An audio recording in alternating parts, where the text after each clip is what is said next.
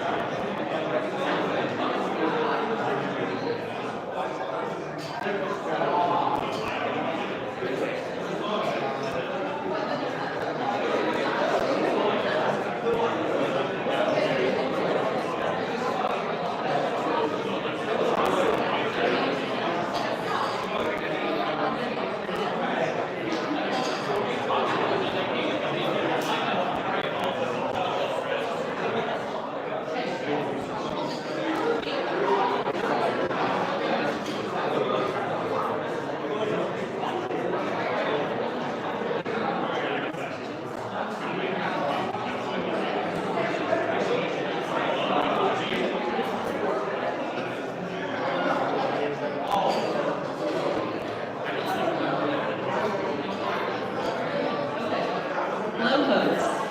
Hello. Sit down. We're starting. Come on, let's go.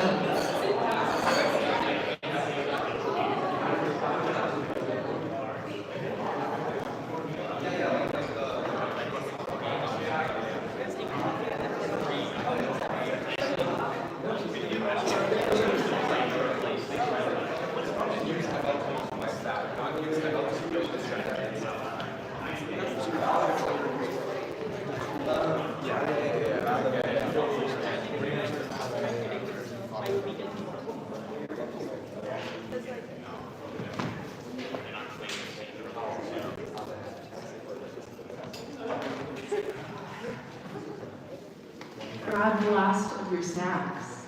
Sit down. We're starting.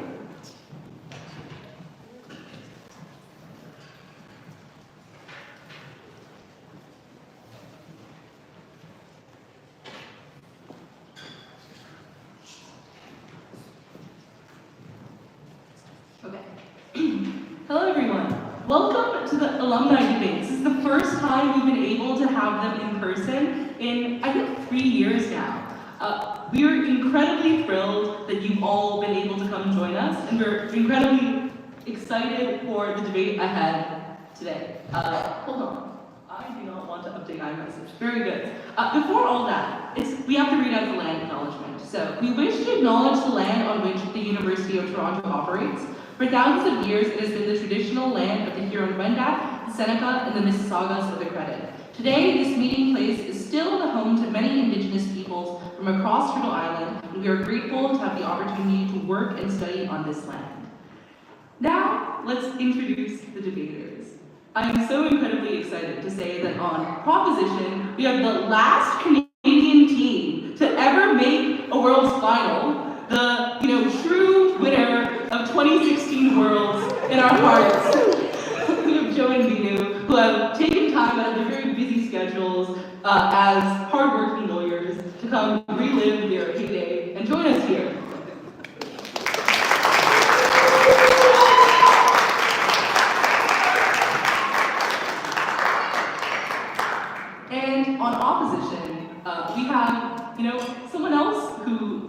similar in characteristic to the teams of government. Another future student of University of Toronto Law School, Cameron Radford. And we have Crystal Zhang, who is a dirty, dirty capitalist by her own words, here to bring the private market to an otherwise very law-saturated debate. And so please give them your warmest applause.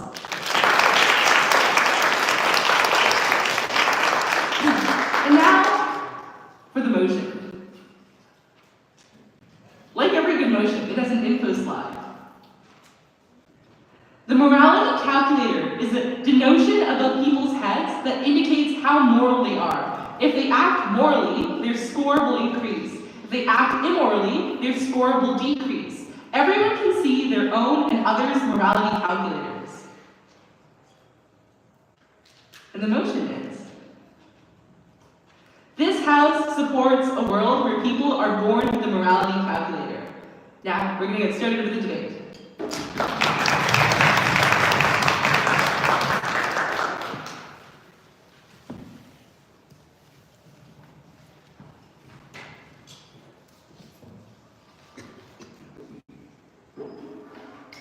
Oh, my pen. Yes, you can put that.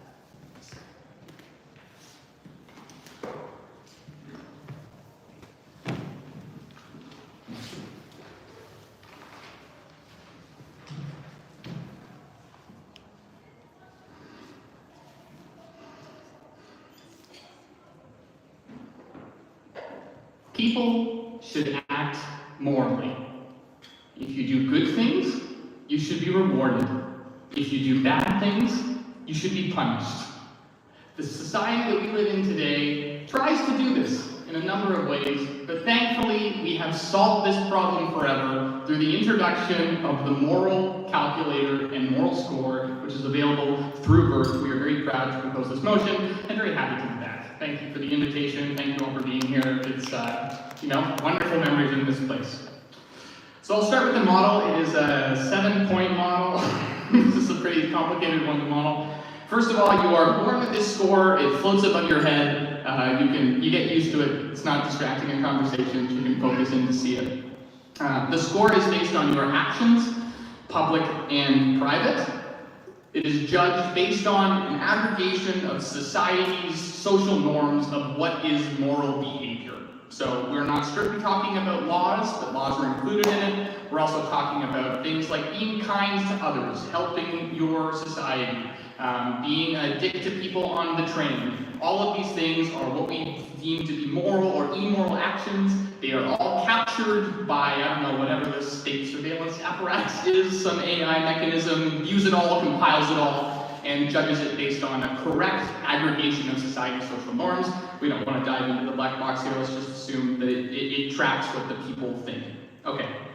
Quite simply, if you do things that society views to be good, your points go up. If you do things that society views to be bad, your points go down. These points are scaled depending on your situation. So for example, if you steal a loaf of bread because you are starving, that is not the same moral ding that you get for stealing for fun if you're well off. Context is taken into consideration.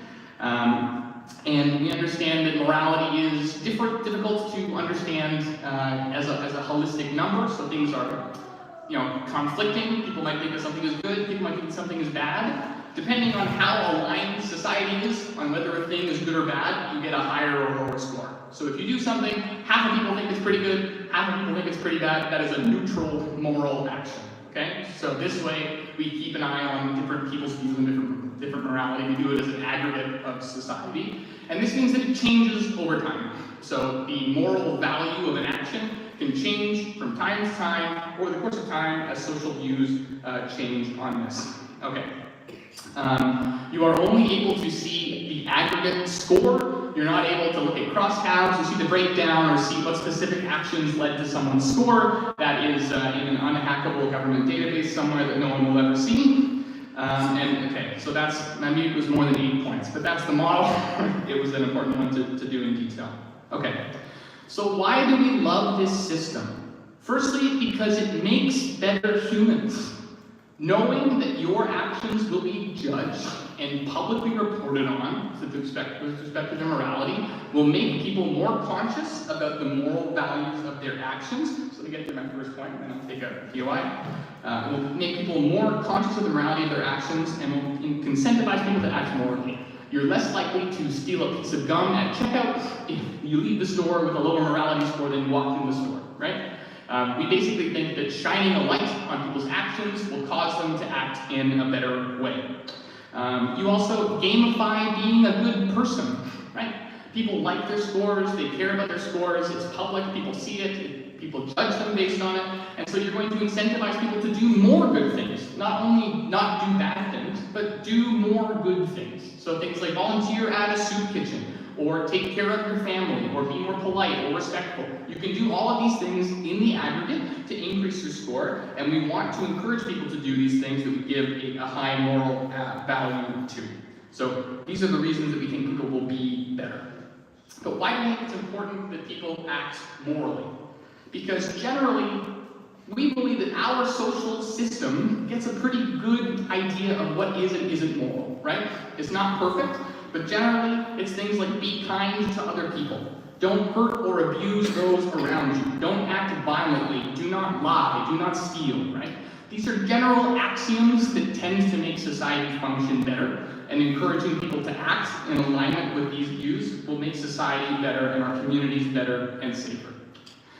An example of this is protecting against bad actors, right? We as people in a society have to interact with one another and rely on each other for any number of things.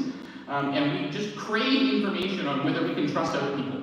And this is shown throughout all aspects of our lives. It's shown through your Uber score, it's shown through Yelp reviews, it's shown through, all of the different verified things on Twitter. Whenever you meet someone, your first impulse is, can I trust this person? Because I need to rely on them for my job, for my life, for my safety, all these things that are really important. And this gives people a metric by which they can determine whether or not you can trust someone. So this will stop people from being taken advantage of by scammers on the phone, for example, because they'll have a little smartphone number with their morality score on, right? You can tell if someone that you're talking to is going to steal your life savings. It protects people who are more vulnerable and gives them a sense that someone is moral. So this is helpful. Okay. Fewer people get taken advantage of, and that is a good thing. Now, for my last point, I want to say we concede that there are bits of morality that society gets wrong, and that we evolve over time and change what we think is different. Sorry, I didn't catch that. But it's better to have it out in the open. So gay marriage used to be illegal. The civil rights movement changed the way that we thought about the way that we treated people. But those prejudices that exist in both states of the world. In our state of the world, the impact of those prejudices are tangible and visible. So people can see them and study them and analyze them, and we can have a conversation about the impacts and whether it's a good or a bad thing and how we can change it. It's not going to get rid of prejudices, it's just going to shine a light on them that will allow us to see them and better impact them. And instead of them being subtle or hidden or disguised, they'll be out in the open and better for us to change. And it will also help people to build a connection with those around them. I might see someone who has a different political viewpoint than me, and I might, in the current state of the world, write them off. But now, I might see that they have a higher morality score than me, because they take care of their mother on the weekends, or because they're a good person, notwithstanding they have some attribute that I disagree with. Having a high morality score is something universal that can unite people and show that they're meant to be trusted and valued in society. For these reasons, we're proud to propose.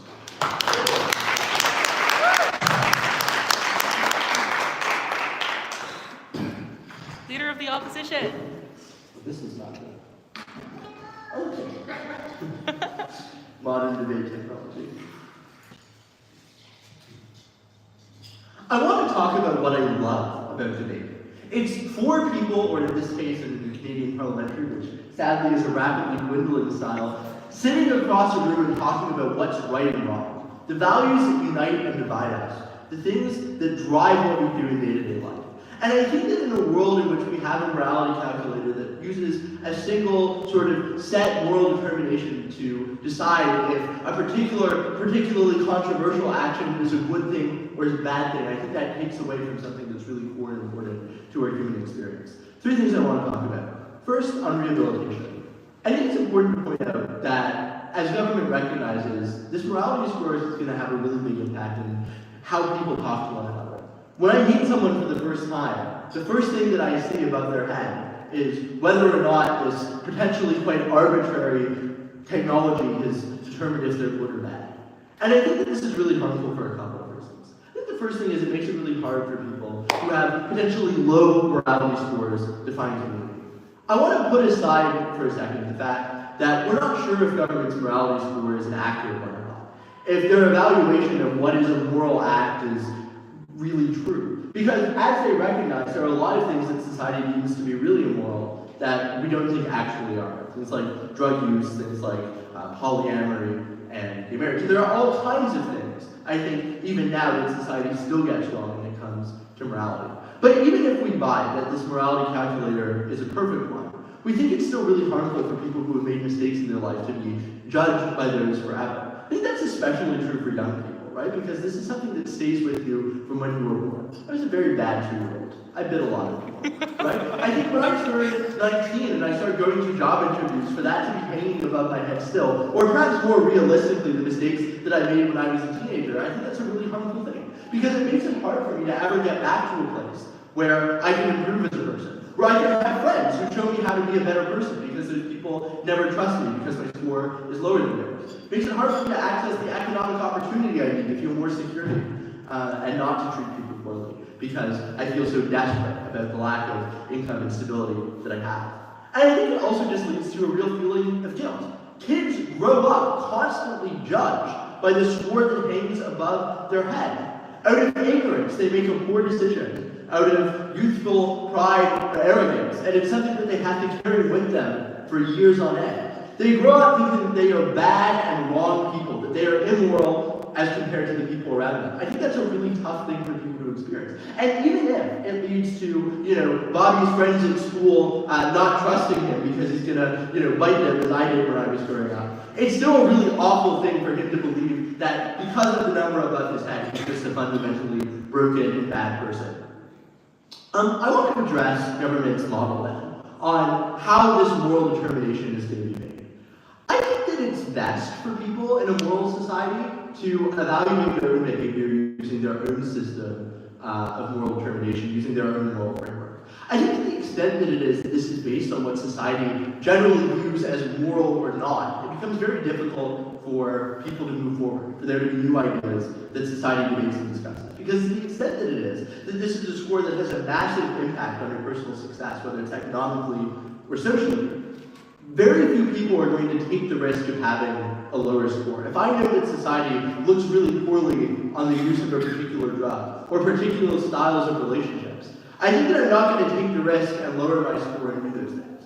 And I think to the extent that it is that so many societal progresses were made by people who, were in gay relationships when they were really criticized for doing so, by people who came forward and said, look, I have a disease that is widely viewed by society to be immoral, to the extent that it is, that is something that has such a greater impact on their side of the house, it becomes a lot harder for societal progress to be made. And the last thing I want to talk about is phenomenology. I think UI at any time. If go past. Okay. I think that humans really need to be critical of their own behavior and really critical of the world. And I think that the way this criticism is built is through having to make determinations on your own of what is moral and what isn't. Of seeing people around you when you grow up and determining if the thing they just did was good or bad. And to the extent that it is that you have a really highly advanced computer or magic or whatever system that does this for you, I think that's really harmful. Because I think it means that you engage much less critically with the world. Much less critically about what is important to you, what your own personal values are. Right? Much less critically about if, the way that society says you ought to live your life is a right or wrong way. So this means that people just get access to much less self-actualization. They live lives that are driven by this calculation that applies to everyone rather than by the things that they really truly want. Things that they would be able to pursue, if not for the score that hangs above their head. And I think this is particularly true for young people who deserve to be able to experiment and get things wrong without the risk of being essentially scarred for life because of it.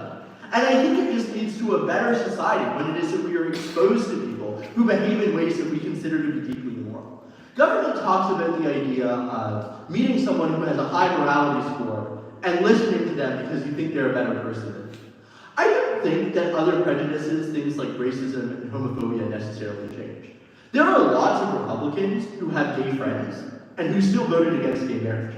I would wager that most Republicans know someone who can get pregnant, and most of them voted to deny people access to reproductive care. I think what actually matters is the ability of people to be exposed to ideologies and ways of living their own lives, and especially when they're young, that they wouldn't otherwise get. And I don't think that that happens on government.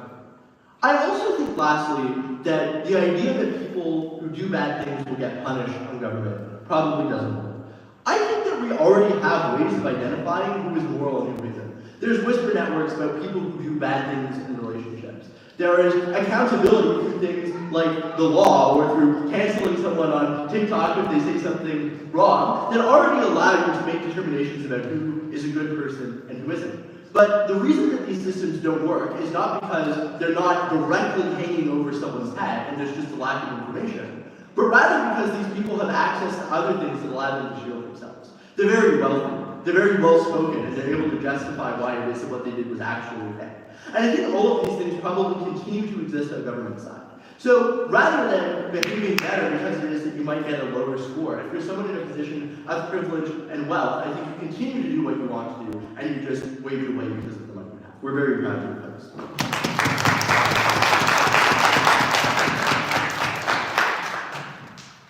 So the Deputy Prime Minister.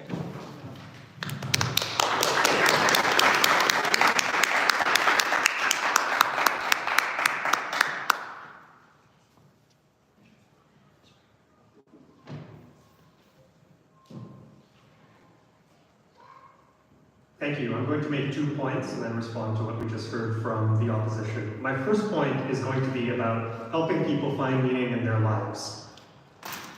Our view, and the view of a lot of people, is that we all do an incredible number of moral things every day. An incredible number of very small but meaningful moral things every day. From when you go out of your way to do something kind for a friend or your partner, you call your mom to check in and tell her you're fine, you read your kid a story before bed. There are small acts of kindness that we do over and over and over again, but we're not recognized for it. You can't go out and tell your friends, oh, well, I'm a great person. Look at the fact that I take care of my kids, or I read my kids a story. Obviously, they're not going to be very impressed by that, because it's what we expect people to do. And so people stay silent about it. They're not recognized for the incredible people they are, and all the incredible good they do that makes our society run. And this helps with that, because there is a form of external recognition for those people who do everything that society has told them from the time they were children they're supposed to do. They don't need to live silently in a world where people who seem to flout those rules get ahead, get wealthier, achieve positions of political power, whereas they, despite following every rule of morality they've been told to follow, just don't seem to have any recognition for it. And the fact that they have a calculator, and that a person who's a train conductor or a janitor has one metric by which they can point to a billionaire and say they are better than them, we think is incredibly powerful and gives people meaning in their lives in a way they just don't have under their side of the world. The second point I'll make is about polarization. There is something incredibly powerful about people having clear evidence that people who don't look like them, people of a different sexual orientation, people of a different race, are also moral people. Especially for kids, who we've talked a lot about in this debate already. If you are a 6-year-old, it is incredibly powerful to look at someone who is of a different race and understand that they are a moral person. You don't need movies, you don't need subtle casting decisions in movies and TV shows to convince you that morality is equally distributed among society, even though other markers like wearing fancy clothes, having the best toys, having the best car, having the other markers of status we give in society, those will never be equally distributed, but your moral scores can be, because we all have an equal capacity for morality, and it's very powerful for people to see that, including Republicans and Democrats. Wouldn't it be a better world if people could understand that despite all the terrible things that their news network has told them about this person they put up on the video screen, that their morality score is right there, and you understand that they're actually quite a good person by all the shared norms that everyone holds in society? We think that's a powerful way to bring people together, and that's very important, we'd say, in our society. Moving on to what we've heard from the opposition. The first thing they say is people will be judged for their low moral scores. And to a large degree, we think that's right, and it's the point. They should be judged. And it is because they are judged that they're likely to tailor their behavior. Now, there are other points on why that's not a good thing, and it could lead to homogeneity in ideas, but I'll get to that. But just keep in mind that a very important effect of people knowing they're judged is they do tailor their behavior. The second point is, it's not always evil sociopaths who act in bad ways. This can be an incredible form of self-reflection for you to understand that I may not be as good a person as I thought I was. It's kind of how I felt when I saw my Uber rating for the first time. I was shocked. I mean, 4.86, I don't understand. But it's important for you to know that maybe you should show up to the car on time and not leave them waiting for 5 minutes. I know that's a trivial example, but consider that times 100 for the scale of effect it has on people's understanding of how their actions are affecting others around them. Finally, the idea that people are excluded for their low moral scores, don't lose sight of the fact that that has an incredible protective effect on people who are often quite vulnerable in society, on businesses who are hiring people who look after people's retirement savings and funds, on someone looking for a new romantic partner and hoping that this person is not a serial abuser. These are incredibly important protective elements of people giving access to their moral scores. But of course, the concern is, as opposition points out, that some of the people who are going to be judged, maybe people in 10 years and 20 years we actually think should not be judged. And that's a very fair point, that perhaps had this calculator existed in the 50s or 60s, the kinds of people getting low moral scores would be people we'd be outraged at receiving that treatment today. We acknowledge that. But here's the point. The 50s and 60s, and I'll get to it in 1 second, it would have been very difficult to be someone who was gay or someone who was black anyway. You were always going to be judged by other people in society. They were always going to draw assumptions about you. But you know the difference is you may lose points, you may have lost points for being gay even in the 50s, but you would have gained points for being a loving partner, for being someone who was caring towards their partner, someone who was very much, in all other ways, someone who society viewed as a moral person. You are no longer just the sum of your most public moral weakness. You're able to show people a deeper side of you through a moral score, and that's very powerful. Go ahead.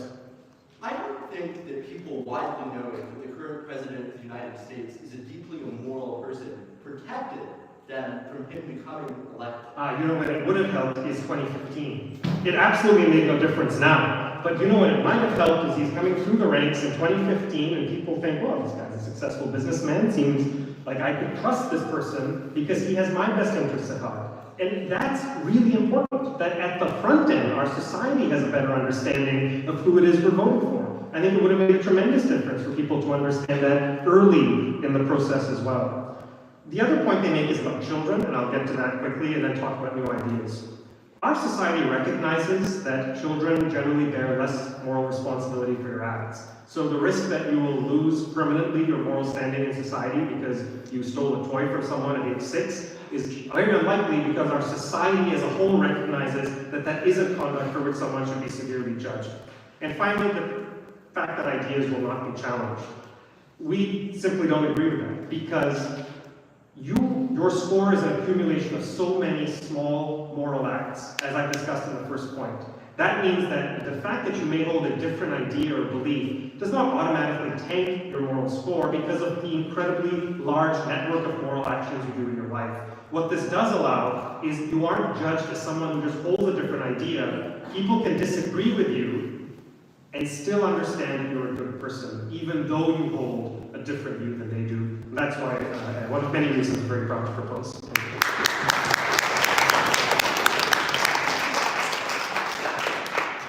Deputy Leader of Opposition.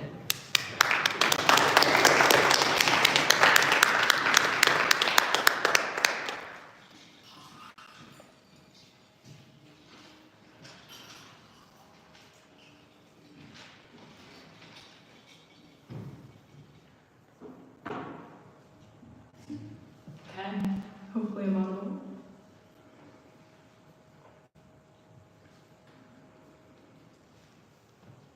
I question just how informative these morality calculator scores really can be. It's a summation of how well you fit the aggregate view of morality in your particular society. What does that aggregate view look like? It looks like one where transphobia is deeply prominent, one where trans people are deeply discriminated against, one where perhaps your points go down if you're a trans woman who is injecting estrogen into your body for the first time. That is not a very formative moral score to me. It seems to me that this just estimates how well people fit into the dominant hierarchical morality of their time. I think this is deeply worrying. But moreover, I want to characterize when these morality scores are used as our bases of judgment. Because it is not just in those cases in which we're evaluating the politics of someone who is rising through the ranks of the Republican Party in 2015. It is most often used when it is the immediate and only information you can receive on somebody. So when you're deciding whether or not to lend somebody your seat on the subway, the first thing you see is a morality score, how high or low it is. When you decide how to treat people when you run onto the street, do you apologize profusely or do you just keep walking away? It depends on what the morality score is. What this creates is a deeply antisocial society for some of those who are, for instance, sometimes worse than others. But I think that is deeply sad. The desert of people to get things like casual interpersonal actions should not be predicated on the sum of whether they fit into the society's moral calculus at that moment. I want to talk about three themes. The first is the reification of dominant morality. And I want to note, Cam already explained this very clearly. It seems to me that there is going to be a massive decrease in the discourses that we get on what good or bad morality is. Proposition says that no, this morality changes over time, you can better visualize it for critiques. But I think this actually creates a sense of this is the ground truth. If you think this is a good action, well, immediately you're penalized for doing it because apparently it's a bad action as per the aggregate social view of that time. What does that mean? It means you're less likely to take on important critiques of what is good and what is bad because you're punished for them. You're less likely to think more critically because you're getting punished for it.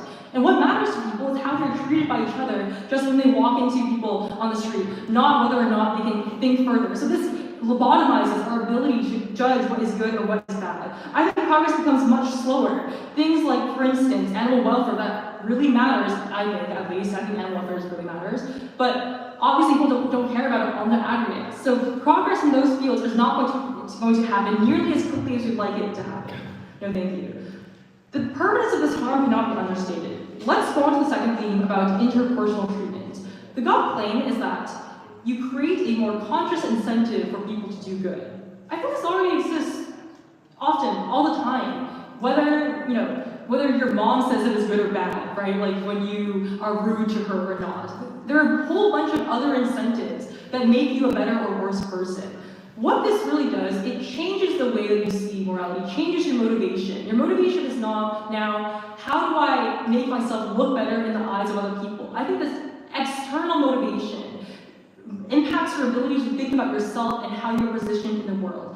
It doesn't actually create further self-reflection like gut claims. Instead, it creates further self-optimization. You optimize for whether your morality score is higher or lower, but you aren't actually able to think about what that means for you, what that means for the way that you interact with each other. I also want to point out, seeing your behavior as a series of discrete acts to sum up is a very, very noisy evaluation of how good or bad the way you treat other people, how good or bad you have treated other people. Let's give like a thought experiment. Let's say you save somebody from dying. This seems like a hugely moral act to me. Your morality score is going to go very high. But then, you can be abusive as much as you want to other people as long as the net sum of your moral score is positive. So it doesn't actually evaluate the global preferences of other people around you for your behaviors. It evaluates them on sum. That is a very noisy measure of what is good and what is bad. I don't think we actually have any protective effect of this moral score because Firstly, like I've already proved, it is quite noisy. You cannot really estimate how moral people are. Really, you estimate how much they interact with these chances to make decisions that may or may not be moral. But secondarily, we already have a whole bunch of proxies that exist to protect people from other people. Things like your criminal record, whether you pass that or not when you're applying to work as a nurse. Things like your credit score when you're trying to apply for a loan. Proxies exist that aren't nearly as surveilling and invasive of your privacy, of your ability to make judgments on yourself and on others. The next claim we get from OpenGov is that they're made to recognize those who are moral. Now, there's a whole bunch of invisible labor that isn't recognized. Yeah, like, this is true. There's a lot of invisible labor that I think is important and not recognized. But, I don't think that this is the unique way that we're able to access things like recognition for caregivers. That, to me, is oftentimes already put devalued within society. So my expectation of, the way that their morality score is going to change is not actually all that high. Lastly, they say we decrease polarization because you're made to recognize others who are moral. I think this lends too much credit to the rationality of polarization. I don't think most people are doing a calculation on, whether a Republican is moral or not, whether I will give them conversation or not. Realistically, if you are deeply anti-Semitic, you're not going to see Jewish people as somehow more moral because you interacted with someone who has a really high morality score. It happens with Jewish as well. Realistically, these other narratives of racism and discrimination are going to be challenging far from hard. Right, but those anti-Semites exist in both states of the world. Now when they're trying to convince other people in the middle, on the other side of the argument, they have to deal with the fact that the people they're trying to villainize have a high or potentially higher moral score than those they're trying to convince. Yeah, that's plausible. But again, that is just one other nerve effect, right? Like, I can tell my dad, who I started to point out that my dad might have some problematic views, but I can tell him that certain groups of people have made incredible contributions to our society and are really important. But it's very, very difficult to convince people, given evidence to the contrary, to change their views. Right? People's views of discrimination are deeply ingrained within them. That is not really within this debate. So what is within the debate? Within the debate is the way we experience people and the way we experience moral behaviors. What is within the debate is our immediate judgments of how we treat people that we run into on the street. That is what is going to change. Those sorts of things on the margin, how we think about ourselves. Am I moral? Am I not moral? Am I somebody who sees some actions as better than others? That is what's going to change. And that's going to change in a deeply deadening way, in one where we accept the morality and the truth of this calculation, even if it is one that is reflective of discriminatory and bad values, proud to oppose.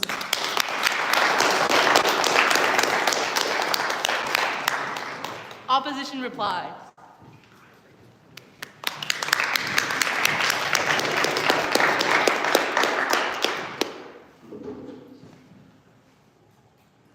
Pretty easy to tell how government was able to get as far as they did overall.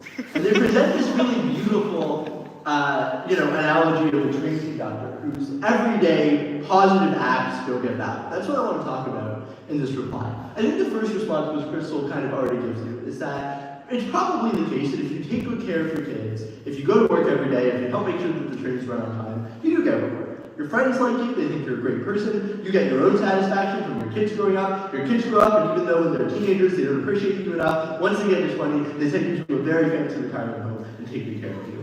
I think the second thing here is that a lot of government's analysis seems predicated on the idea that these are people who will live lives that will necessarily yield a high morality score. I don't think that's the kind of life that this train conductor has led.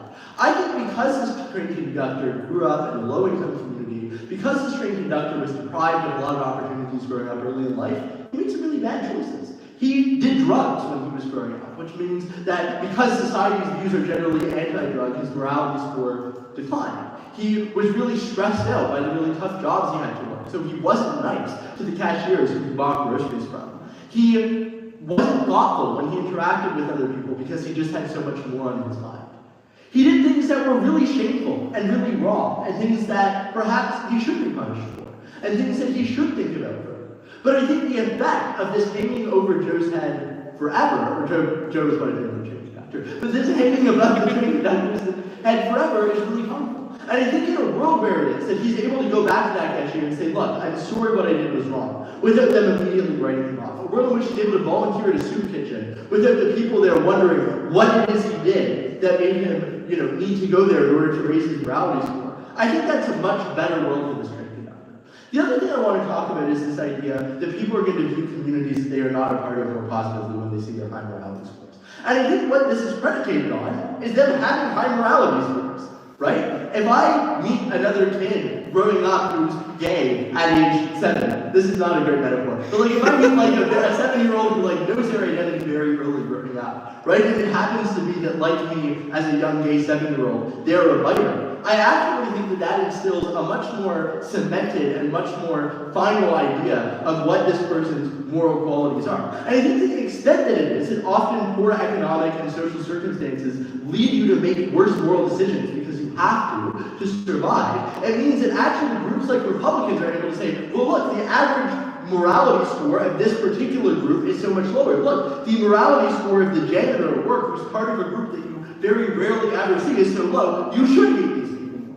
And here is an empirical, objective reason that you should hate them, because they're not following society's rules. And I know this is true because this is the same tactic that the right wing has used for decades. Look, you're not following the rules of society. You're not behaving as you ought to behave. And I think it's very clear then that opposition wins. Very proud to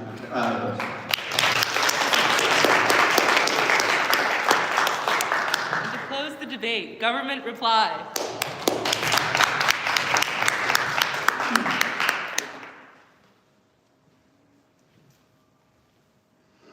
The question is a simple one. Which is a better world? A world where people are rewarded for the small, kind, and moral acts that they do every single day. Where when they do something and go out of their way to make life easier for someone else, instead of being silently unappreciated for it, they get a tangible impact that can show the world that they have done something to make the world a better place. We're talking about train conductors here who maybe had a low morality score growing up. Think about that train conductor in both states of the world. In one state of the world, he has no clear moral incentive to try to turn his life around. On the other, he wakes up every day, goes to work, tells people a joke about a train delay, and his score goes up a little bit. And he goes to bed feeling a little bit better about himself. And he wakes up and he feels that desire to do it again and to help more and more people. And every day that momentum grows and you live in a world where you are incentivized to be the best version of the person that you can be because we see you and we recognize you and we thank you for doing good. We want a society where people are protected. We want people to be protected from those who would do them harm. A mechanism for that is whisper networks of people telling people that, oh, this guy's a bad guy and he might hurt you in any number of ways. What if I'm not in the whisper network? That's how people become serial abusers, because we don't want it to be whispered. We want it to be printed in red font above these people's heads that they are not to be trusted and that they will hurt you for two reasons: to protect those who would be hurt and to tell those who would hurt that you can't do it and you must stop. That's the world that we want, and that's the world that we get with the morality calculator. We want a world where you are able to show a common sense of morality and kinship with people no matter how you look or what sect you belong to. Where when I, as someone who am an anti-Semite, tries to push that propaganda upon others, I have to deal with the fact that I see people in my community of that group with high morality scores, who do things that are good for the environment, good for the community, and good for me. It is harder to spew hatred when you have a countervailing mechanism to show the good in all people, particularly those that try to be put aside. We hear from Hart that people will be judged. Newsflash, they already are, every day. And you know what? They're not judged holistically about the good things that they do when no one's looking. They're judged about one part of their identity that people try to spew hatred about and say writes them off forever. Now we have a world where we see people as a whole, and that makes it more difficult to do. We hear from Hart that people won't think critically about what's good or bad anymore. Are you more likely to think critically about what's moral when you have a score above your head evaluating the moral valence of every action? We say you are. And that consciousness, that focus on what is good or bad will cause you to think about it and act better. We get a better world. Lastly, they talked about moral license. You do something bad and so you have to do good to make up for it. That's better than a world where you don't have to do the good things. We get more good things, a better world, and I'm so grateful this number is above my head.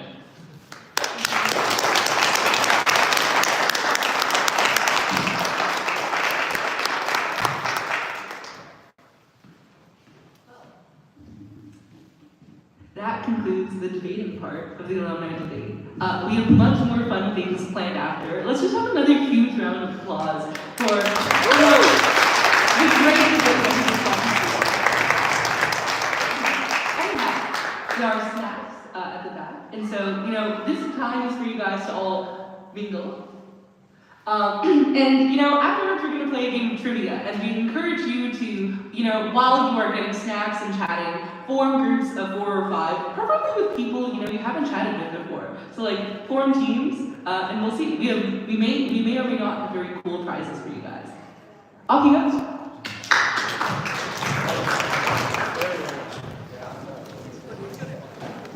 How do I stop the... Good.